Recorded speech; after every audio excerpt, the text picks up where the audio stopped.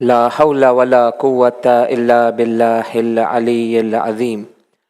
أعوذ بالله من الشيطان الرجيم. بسم الله الرحمن الرحيم.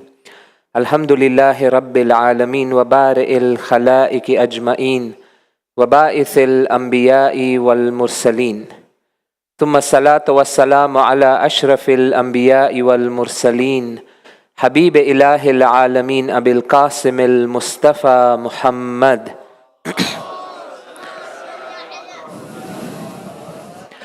وعلى آله الطيبين الطاهرين المعصومين المظلومين لا سيما بقية الله في الأرضين. أما بعد، فقد قال الله تعالى في محكم كتابه: أعوذ بالله من الشيطان الرجيم. لا إكراه في الدين قد تبين الرشد من الغي فمن يكفر بالطاغوت ويؤمن بالله فقد استمسك بالعروة الوثقى. Please recite the salawat ala Muhammad wa ali Muhammad.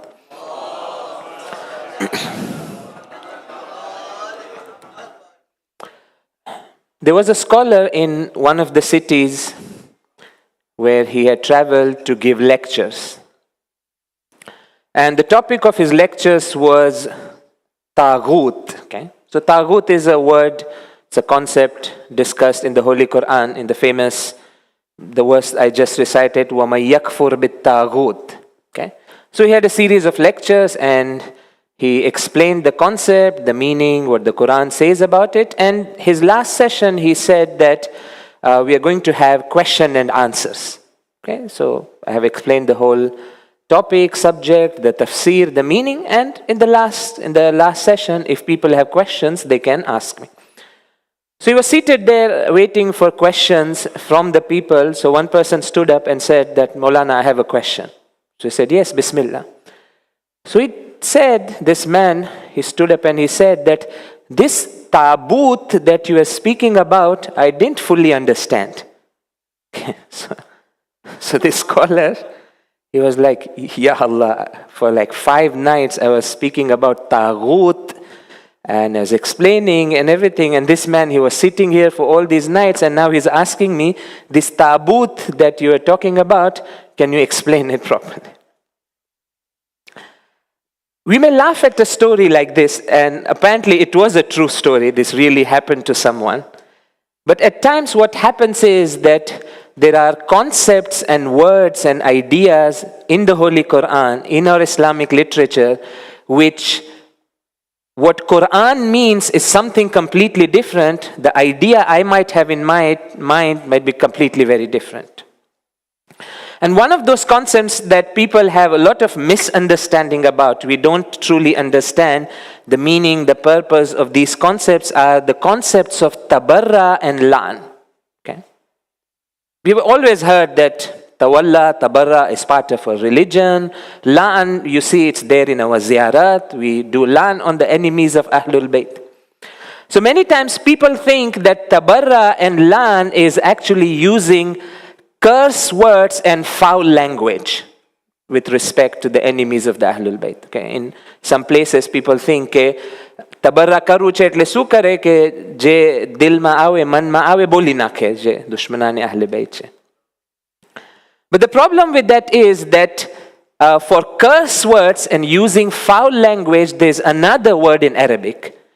Tabarra and Lan is something else. It has a different meaning. Using foul language and curse words has another word. It's called sab in Arabic. And there's a verse in the Holy Quran that speaks about this, speaks about use of foul language. What does it say? It says, وَلَا تَصُبُّ الَّذِينَ يَدْعُونَ مِن دُونِ اللَّهِ. Do not use foul language with respect to those people who do not believe in Allah, non-Muslims. Do not use foul language with regards to their sanctities, their gods. Why? Because foul language is offensive, right? People get offended.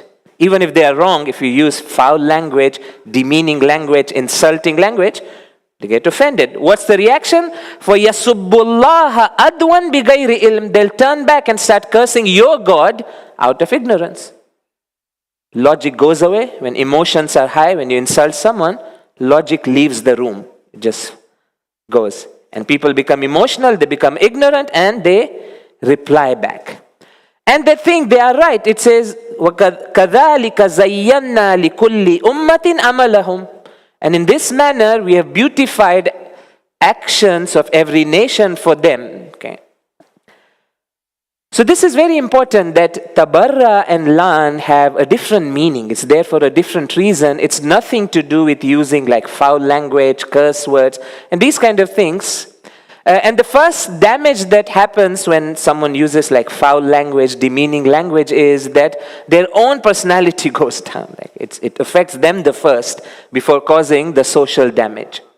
So if you look in the seerah of the Ahlul Bayt, if I were to ask you that, tell me which of the imams they used curse words and foul language for their enemies. Will you find anyone? Of course not. But yes, they would do tabarra, they would do lan, and at times openly wherever the situation allowed them. Of course, many times even lan and tabarra has its own place. It's a delicate matter. But it is not using curse words. It's something completely different. In fact, the Ahlul Bayt used to dislike this. So there's a very interesting story from the life of our sixth Imam, Imam as-Sadiq alayhi salam. So Imam had a very close friend, a companion of his, that the hadith says that often people would see Imam with him. Imam would go out in the market with him, spend a lot of time. He was known to be a friend of Imam Sadiq. That's a big distinction to have, right? Someone who gets the honor to be with Imam. Imam says that you come with me, I'm going to the market, I have this work. So once what happens is that Imam and this companion and this friend of Imam, they were walking in the market, and the slave of this person, and the slave was a non-Muslim. He was not a Muslim, he had come from another country. He fell behind. He was supposed to walk behind his master, but he fell behind for whatever reason. Maybe he got distracted with the market or something. So when the distance increased, that slave realized that, oh, I have fallen behind my master, I'm not supposed to do this. So he ran and came. So this friend of Imam, he got angry and he used a curse word. Of course, I'm not going to use it from the mimbar. He called that slave as a child of illegitimate birth. Okay, use that word.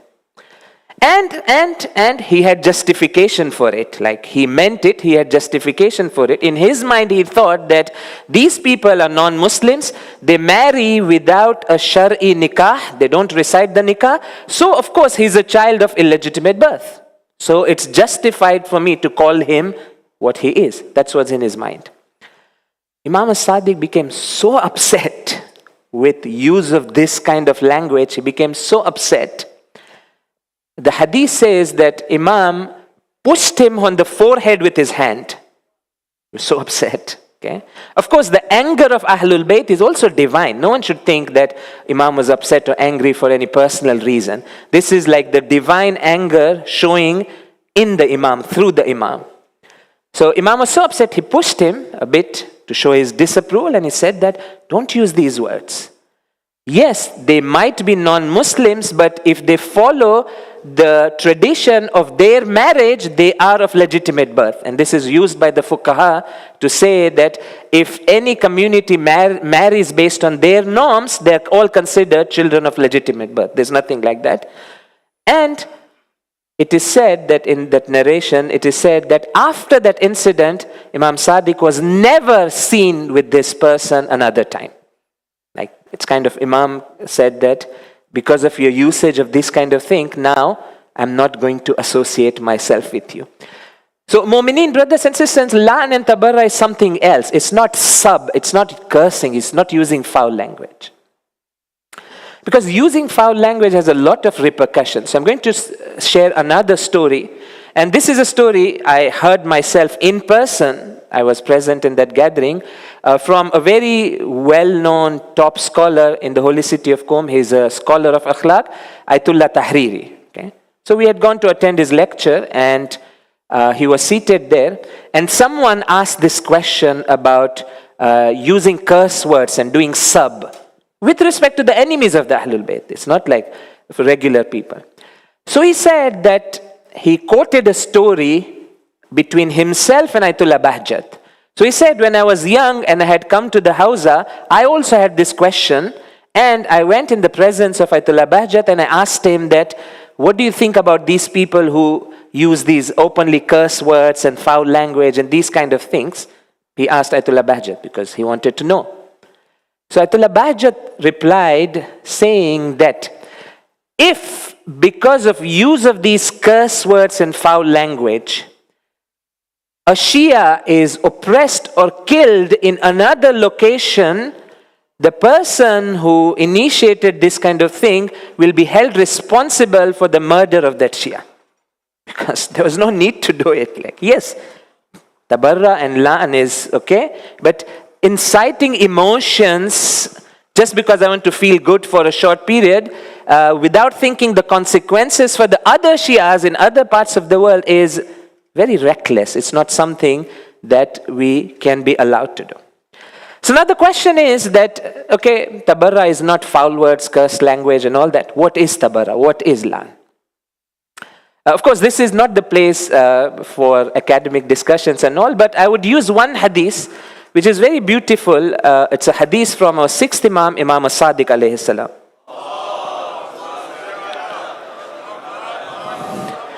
So this is explaining the reason that why do we have this idea of Tabarra and La'an in our deen, and why is it so important. I'm not downplaying the importance of Tabarra and La'an, just that we need to understand it properly. It's very interesting. Imam says, Inna bani Umayyata atlaku linnasi ta'lim al-iman. When Banu Umayyah came in power, they did not stop people from learning about Iman and good things and positive things. They did not stop. You want to read Quran, read. No problem. You want to talk about good things, akhlaq, other things, talk. But they did something else. وَلَمْ يُطْلِقُوا تَعْلِيمَ الشِّرْكِ. But they put a ban on speaking about shirk and fisk and kufr and the negative side. So they said, you want to talk about good people, talk. Don't say anything about bad people. Keep silent. Don't speak. Why do you have to speak? Speak about good things. Speak about the Holy Prophet. Speak about the Ahlul Bayt. Fine. Don't speak about Yazid. Don't speak about Muawiyah. Why? Because that's the opposite of Iman. Why though? It was a political strategy. Banu Umayyah were not stupid people. They were very shrewd people. They were. Why? Imam explains. Imam says, لِكَيْ إِذَا حَمَلُوهُمْ عَلَيْهِ لَمْ يَعْرِفُوا. So that one day Banu Umayyah want people to go on the path of kufr and fisk and deviation, no one would know, because they've never learned what is the opposite of Iman. They would never know that we have slowly been pulled into the path of deviation. It's a brilliant strategy. And it is here that we realize the importance of Tabarra. So what does Tabarra mean? Tabarra means separating the boundaries of haqq and batil. One, so that's the first meaning, that we clearly say that, look, this is haqq, this is batil. There is no compromise. If something wrong happened, that happened. If Bibi Fatima was oppressed and her door was burnt, it was burnt. And you cannot hide it in that way. Yes, we're not using curse words. We're not saying, say whatever comes to your mouth. But if it's haqq and batil, make sure you mention it. That's the first meaning of Tabarra, that first, we don't want boundaries of haqq and batil to be blurred. And that's what happens when you say that only tawalla, only speak about good things, only think, we should speak about good things. No one is denying that. But you say that, no, kai nahi bolo, Ola, that's fine, like, just hide it, just brush it. No, if you do that, our next generation would not know the boundaries between haqq and batil. They will lose it. They will say that, and these ideas are coming, Atla kharab to na hata ulaman, so they did some good things as well. Like Yazid, someone can say, right? I mean, if you use the same argument, that Yazid wasn't after all so bad. He gave back those gifts that they had stolen from the Ahlul Bayt, right? Yes, it's a good thing, right? Like, so these ideas are coming. No, Tabarra means first we say clear between haqq and batil. Who was on haqq? Second is announcement of my disassociation with that side. It's a clear demarcation that, look, I am not with you. My camp and your camp is different. Those who oppress the Ahlul Bayt, you're on the other side, I'm on this side. those who oppressed Bibi Fatima, those who oppressed Imam Hussein. And even in today's modern context, the same strategies apply. They say, Tame sarawa tu jetla karwa hai kari lo. No problem. You speak about good things. You speak about akhlaq, morality, human rights. Don't speak anything about Palestine and Israel. Okay? Because now that's the challenge where now you are pointing at the batil that's out there. You're saying that, look, this is the batil. No one should confuse, no one should think that what's happening in Palestine is okay. It's a genocide. It's a live televised genocide. And therefore, sometimes people ask this question, even in madrasa, like one of the students asked that, why do you speak about Palestine? Like, what has got to do with me? Firstly, of course, no one should speak like this, right? It's a humanitarian issue. The people being killed. We should have that amount of decency and humanity that we don't say, no, it's bad for us.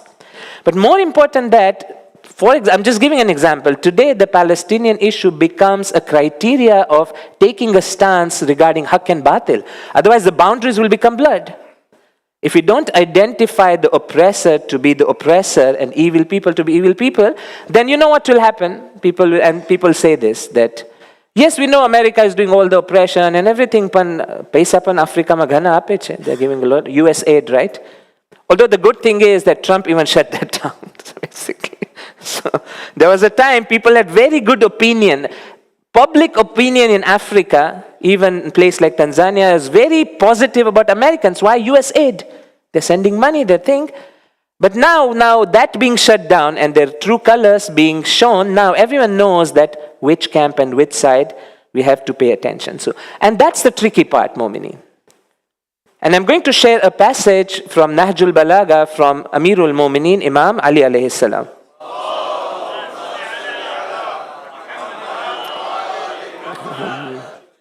Sometimes you feel, I wish we would read Nahjul Balagha more. Or, okay, that's the wrong thing to say. Sometimes we wish we would read Nahjul Balagha. More is later. First we start reading. He says, فَلَوْ أَنَّ الْبَاطِلَ خَلَصَ مِنْ مِزَاجِ الْحَقِّ لَمْ يَخْفَ عَلَى الْمُرْتَادِينَ. If batil and haq would be completely separate from each other, no one would get confused. Right? If you clearly know, look, this is batil, this is haq. Who wants to go behind batil? But he says, the problem starts here. What happens is, وَلَكِنْ يُؤْخَذُ مِنْ هَذَا جِغْثٌ وَهَذَا جِغْسٌ فَيُمْزِجَانِ. The evildoers, they take a bit of haq, a bit of batil, and they mix it up. فَهُنَالِكَ يَسْتَوْلِ الشَّيْطَانُ عَلَى أَوْلِيَاءِ. And when that happens, shaitan comes and overpowers those people who are a bit shaky and they don't know what's happening. Okay? That's the trick of shaitan. You say, Banu Umayyah, yeah, but they did so many great services, right? Yes, Yazid, but he was a good Khalifa. He gave strength to Muslimin. So this is where the lines get blurred, and this is the true meaning of Bara'ah. As I mentioned, two things. Recognize the haq and batil clearly, and then show your distance from batil very clearly. And this is the sunnat of the prophets. This is the seerah of Hazrat Ibrahim. What do we read in the Quran? وَإِذْ قَالَ إِبْرَاهِيمُ لِأَبِيهِ وَقَوْمِهِ. And remember that time when Prophet Ibrahim turned to his father, which is his uncle, now that's the tafsir point, and his people, and what did he say? Innani bara'um mimma ta'budun. I disassociate myself from what you worship. I have nothing to do with you. My boundary and your boundary is very clear. And when we realize this meaning of tabarra, the la'an follows this, because tabarra means to distance ourselves from people who are away from God. That's the meaning, right? I want to distance myself from those people who are away from God, which of course means I want to be close to people who are close to God. Once you say that I want to be away from people who are away from God, the people who are away from God are actually mal'oon. That's the meaning of la'an. When a person is denied Allah's mercy because of his own actions, because of his own oppression and deeds, you say that that person is mal'oon. He is cut off from Allah's mercy. So basically when we do la'an, we are just saying that these are evil people. These are people on batil. They have wronged and oppressed the Ahlul Bayt. They are wreaking havoc. They are spreading corruption in land. I have nothing to do with them. And may Allah's mercy never reach them. That's the meaning of lan that is there in our teachings and our riwayat. And therefore we are told, the scholars, the ulama tell us that this is the reason that at times tabarra precedes tawalla. That first you have to do tabarra, you make your camps clear that look, I'm not there, I have nothing to do with them. You separate your boundaries, I have no inclination to them, I detest them, I dislike them. And then when you have done that, then slowly and gradually you can develop tawalla in your heart and get closer to the close servants of Allah subhanahu wa ta'ala. And that is one of the key messages that we read in Ayat al-Kursi, La ikraha fid din, there is no compulsion in religion. Kad tabayyana rushd min al-ghayy, haqq and batil is clear, you just need to open your eyes. Rushd and ghayy are very clear.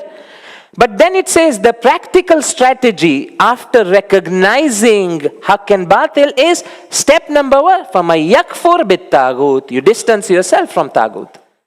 And then وَيُؤْمِن بِاللَّهِ, and then you come and then you hold on to the rope of Allah, فَقَدْ اسْتَمْسَكَ بِالْأُرْوَةِ الْوُثْقَى. And in our narrations we are told that Ahlul Bayt are the Urwatul Wuthqa.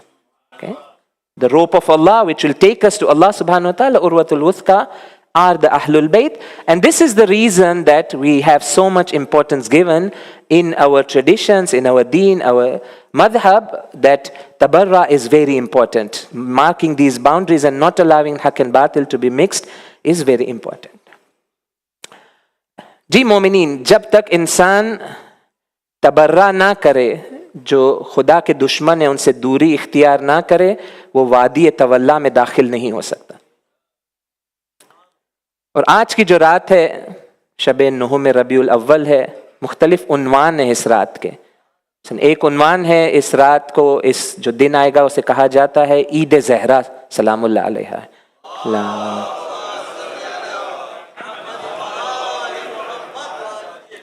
Eid Zahra का मतलब है बीबी के खुशी का दिन.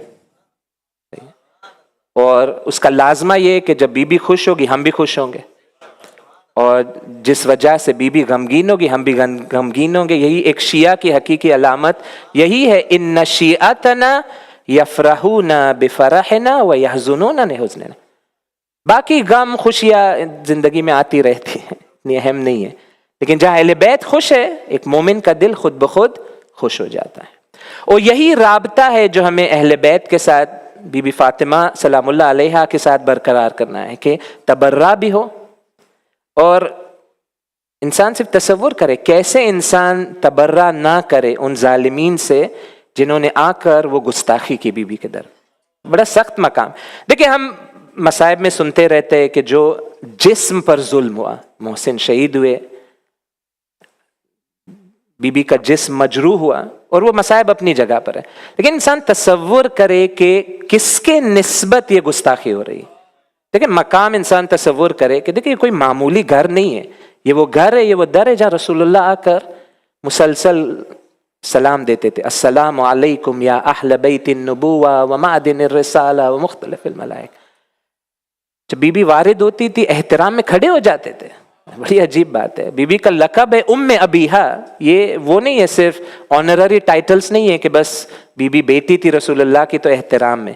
अब ऐसी ज़ात के निस्बत गुस्ताखी की जाए तो यहाँ हक बनता है कि इंसान तबर्रा करे, हक बनता है कि इंसान एला में बरात करे कि जिन्होंने ये काम किया. अलबत्ता नज़ाकतों का हमें ख्याल है, गाली गलोच इंसान को नहीं करनी है, लेकिन ये भी ना हो जाए कि हम कहें कि नहीं नहीं मसला नहीं था, अब वो तारीखी बातें थी, बुला दे, क्या है, 1400 साल गुजर गए, जो हुआ हुआ, जो अल्लाह माफ़ कर देगा.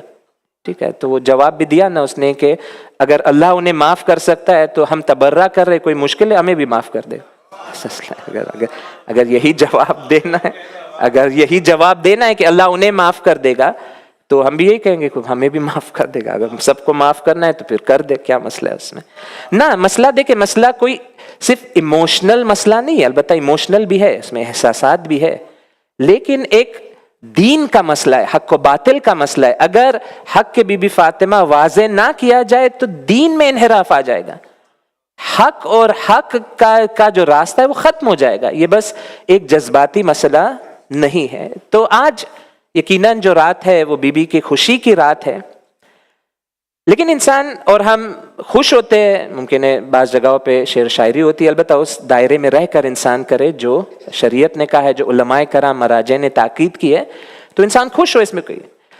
لیکن اس تولا اور تبرہ کا ایک گہرا معنی اور میننگ بھی ہے، اور کبھی کبھی انسان ان چیزوں کی طرف، ایک تولا تبرہ کا معنی ہے کہ جب کوئی غم کی بات ہو انسان آنسو بہائے، خوشی کی بات ہو تو انسان خوش ہو. لیکن انسان اپنے آپ سے سوال پوچھے کہ میں بی بی فاطمہ کی شان میں چند اشعار پڑھوں، اس سے بی بی زیادہ خوش ہوگی کہ میرا کردار بی بی جیسا بن جائے، اس میں زیادہ خوش ہوگی؟ سوچنے لائق بات ہے نا. یقیناً پہلے اس میں بی بی خوش ہوگی کہ میں نے چند اشعار ان کی شان میں پڑھے، اہل بیت کی شان میں پڑھے، وہ خوشی کا باعث ہے. لیکن کس میں زیادہ خوشی ہے؟ انسان سوچے کہ میرا کردار، میری رفتار، میرا بولنے کا انداز ان جیسے ہو. تو یہی وہ حقیقی معنی ہے تولا و تبرہ کا کہ جو ہماری روایات میں ذکر ہوا ہے. میں 2 جملے آپ کے سامنے زیارت امین اللہ کے پڑھنا چاہوں گا. بڑی عجیب یہ زیارت ہے، بڑی بلند زیارت ہے. یہ زیارت امین اللہ زیارت جامعہ ہے، یعنی اب تمام ائمہ معصومین کے لیے اسے پڑھا جا سکتا ہے. اور اس زیارت میں عجیب بات یہ ہے کہ پوری زیارت میں 3-4 جملے زیارت کے، باقی زیارت پوری دعا ہے. یہی ہے نا، السلام علیک یا امین اللہ فی ارض و حجتہ علی عباد. چند فقرے ہیں زیارت کے، اس کے بعد تبدیل ہو جاتی ہے زیارت دعا میں، اللہم فاجعل نفسی مطمئنۃ بقدر. یہ دعا ہے، یہ زیارت و دعا کا ربط ہے یہاں پر. اس زیارت میں ہم جو جملہ ہے یہ ہے کہ اللہم فاجعل نفسی، اے خدا میرے نفس کو اس طرح قرار دے، مستنۃ بسنن اولیائک، میرے نفس کو اس طرح قرار دے کہ جو اہل بیت کی اور جو اولیاء الہی کی سیرت ہے، سنت ہے، وہ میری ذات میں آ جائے، میں ان کے سنت پر چل سکوں، ان کے سنت کو اپنی زندگی میں لے کر آ سکوں. یہ تولا کا حقیقی معنی ہے کہ حقیقی تولا اس وقت ہوگا کہ انسان ان کی سیرت پر چلے. وَمُفَارِقَةً لِأَخْلَاقِ أَعْدَائِكَ.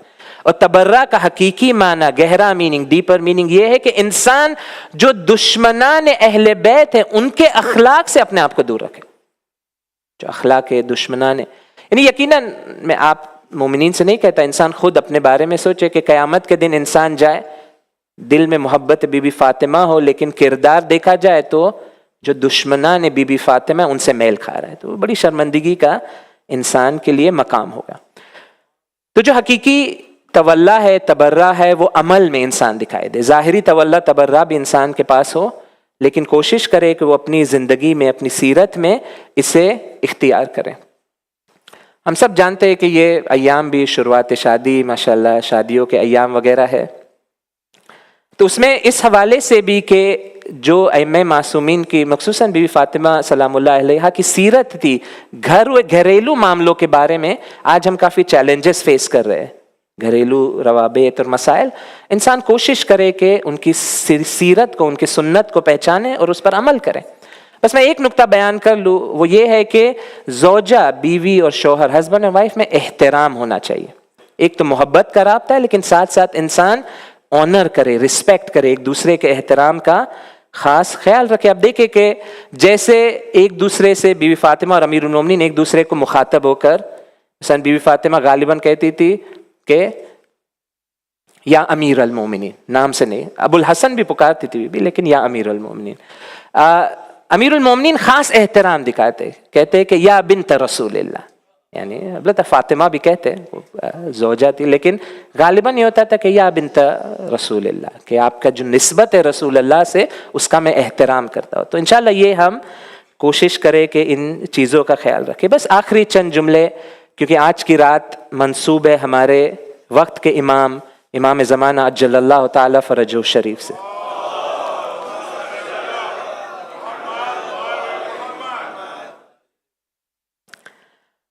اور یقیناً ہم ایسے دور میں زندگی کر رہے ہیں کہ مولا کے چاہنے والے، اہل بیت کے چاہنے والے آپ دیکھیں فراوان تعداد میں ہیں. مثلا آپ یہی دیکھیں 40 کے دن جو جمع ہوتے ہیں لوگ اہل بیت کی محبت میں، دیکھتے ہیں کہ ملینز میں لوگ ہیں. پوری دنیا میں تشیع روبے رشد ہے، یعنی رشد کی طرف جا رہا ہے.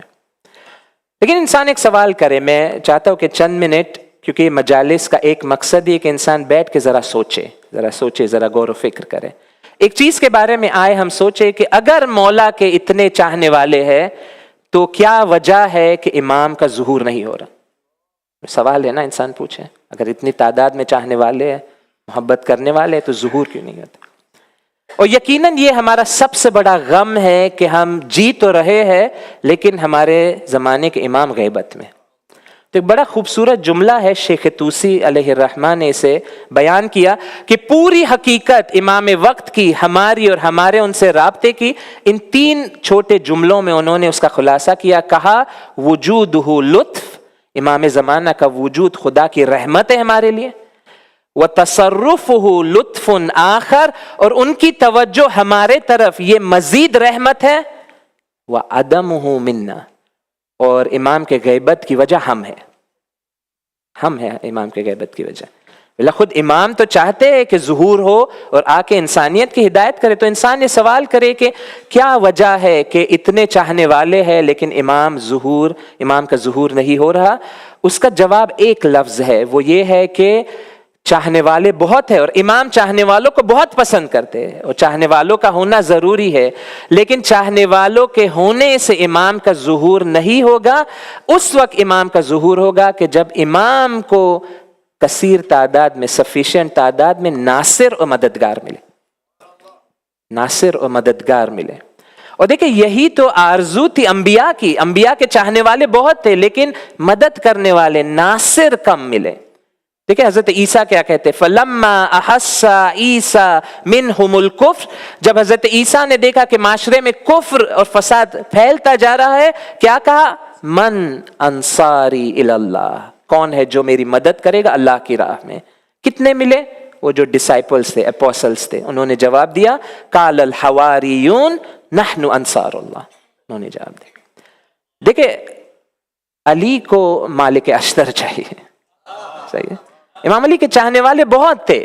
دیکھیں اب اتنا کمال ہے امیر المومنین میں کہ کیسے ممکن ہے کہ اگر جس کے دل میں ذرہ برابر ایمان ہو امیر المومنین سے محبت نہ کرے، لیکن مالک اشتر نہیں ملے۔ امیر المومنین کو مالک اشتر چاہیے، امام حسین کو حضرت عباس چاہیے، امام حسین کو زہیر بن کین چاہیے، حبیب ابن مظاہر چاہیے۔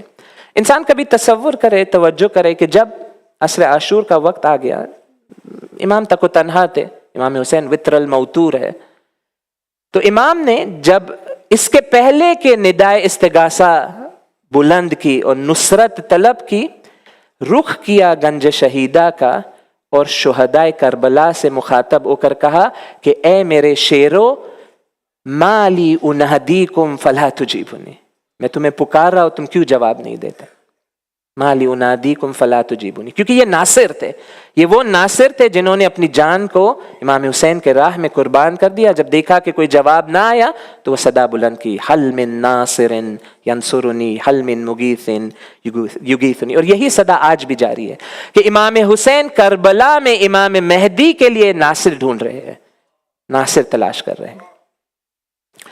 لیکن سخت مقام یہ ہے کہ ناصر بننا، میں واضح کہہ دوں، آسان کام نہیں ہے، کہنا بہت آسان ہے، انسان دعا بھی کرے مسلسل، لیکن سخت کام ہے۔ بس آخری جملہ اور آپ کی زحمت تمام، میں ایک حدیث آپ کے سامنے پڑھنا چاہوں گا جہاں پر اصحاب مہدی کی صفات بیان ہوئی۔ اصحاب مہدی وہ 313 خاص امام زمانہ کے ناصر، ان کا بڑا بلند مقام ہے۔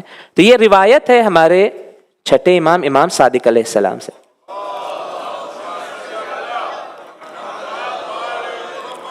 بڑی عجیب حدیث ہے، امام اصحاب مہدی کی صفات بیان کرتے ہوئے یوں فرماتے، وَرِجَالٌ كَانَ قُلُوبَهُمْ زُبُرَ الْحَدِيدِ، یہ وہ لوگ ہیں جن کے دل آہن کی طرح محکم ہے، فرم ہے، لا یشوبها شک فی ذات اللہ، ذرہ برابر شک خدا کے نسبت، خدا کی ذات کی نسبت ان کے دلوں میں وارد نہیں ہوتا۔ لو حملوا علی الجبال لازالوہم، اگر یہ لوگ پہاڑ پر حملہ کر دے، پہاڑ اپنے راستے سے ہٹ جائیں، ان کا ایمان اتنا مضبوط ہے۔ مختلف صفات بیان ہوتی ہے، رجال، یہ سخت کام ہے، یہ وہ سخت صفات ہے جو ناصر بننے کے راستے میں انسان کو اختیار کرنا ہوتا ہے۔ رجال لا ینامون اللیل، یہ وہ لوگ ہیں جو رات میں اٹھ کر خدا کی بارگاہ میں عبادت کرتے ہیں. لہم دوی فی صلاتہم کدوی النحل، اس طرح رات میں گنگناتے ہیں خدا کی عبادت میں جس طرح ایک مدھومکھی گنگنا رہی ہے. یہ وہی ڈسکرپشن ہے جو شب عاشور کے دن جو شہداء میں لوگ جمع ہوئے تھے ان کے لیے بھی یہی ہے، لہم دوی کدوی النحل. اس طرح عبادت میں انہوں نے اس رات کو گزارا. یبیتون قیاما علی اطرافہم ویصبحون علی حیولہم، یہ جملہ ہم یاد رکھیں، اس کو میمورائز بھی کر لیں. رہبان باللیل ولیوث بالنہار، رات میں جب عبادت کرتے تو انسان کو لگے کہ یہ تو راہب ہے، کسی کام کا نہیں ہے دل میں، لیکن جب دن میں آپ انہیں دیکھیں لیوث بالنہار، شیر کی طرح آ کر یہ دشمنوں کا مقابلہ کرتے ہیں. اور آخری جملہ ان کا رابطہ امام کے ساتھ دیکھے، ہم اطوع لہ من الامۃ لسیدہا، کہ ان کی اطاعت اپنے امام کے نسبت اس سے بھی زیادہ ہے کہ جیسے کنیز کی اپنے آقا کے نسبت ہوتی. انسان کنیز کو تصور کرے کہ جب آقا کوئی دستور دے دے، ان کی اطاعت امام کے نسبت اس سے بڑھ کر ہے. بہت ساری اور توصیف ہے کہ قلوبہم کالمصابیح، ان کے دل میں نور ہے، اور دیگر صفات یہاں پر بیان ہوتی ہے. خداوند متعال کی بارگاہ میں یہی دعا ہے کہ بار الہ ہم سب کو ناصران امام وقت میں سے قرار دے. بار الہ ہم سب کو بہترین اخلاق اور بہترین عمل کی توفیق عنایت فرما. بار الہ ہمارے گناہان صغیرہ اور کبیرہ کو معاف فرما. بار الہ جو لوگ پریشان حال ہے، جو بیمار ہے، انہیں شفائے عاجل اور کامل عنایت کر. بار الہ ہمارے مرحومین کی مغفرت فرما. آج رات انہیں خاص ہمارے وقت کے امام کا مہمان قرار دے. علماء کرام مراجع اعظام کا سایہ ہمارے سر پر برقرار رکھ. بار الہ مظلومین کی حمایت فرما اور ظالمین کو رسوائی کے بعد نیست و نابود فرما. ہمارے زمانے کے امام کے ظہور میں تعجیل فرما. ربنا تقبل منا انک انت السمیع العلیم وصلی اللہ علی محمد وآلہ الطاہرین.